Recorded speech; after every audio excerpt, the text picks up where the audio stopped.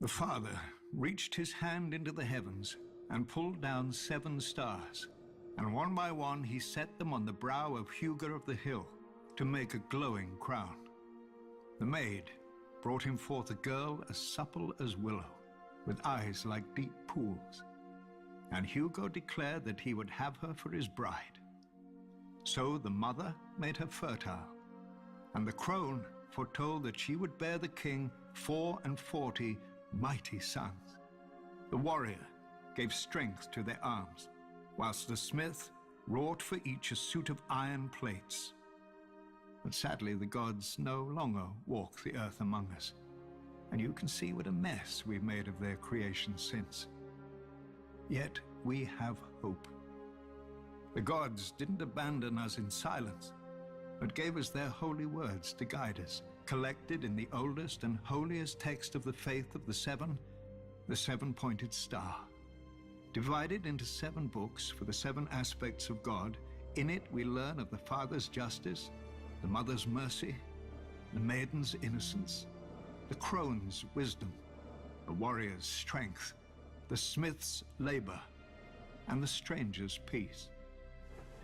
It is a long book. Many never read it in its entirety, even if they could.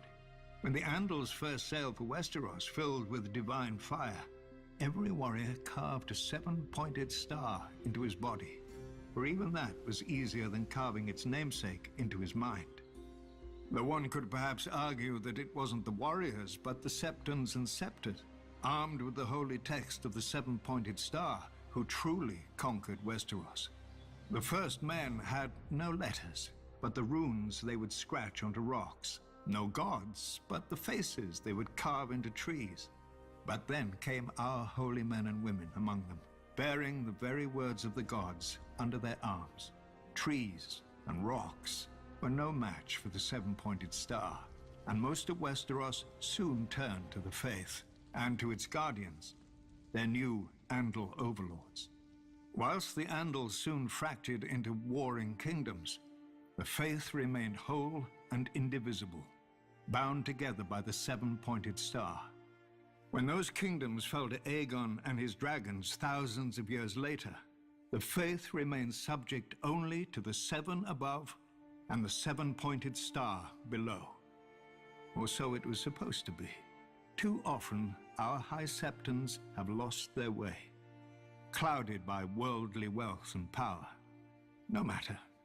We still have the 7-pointed star. Men's will and virtue may fail, but the words never do.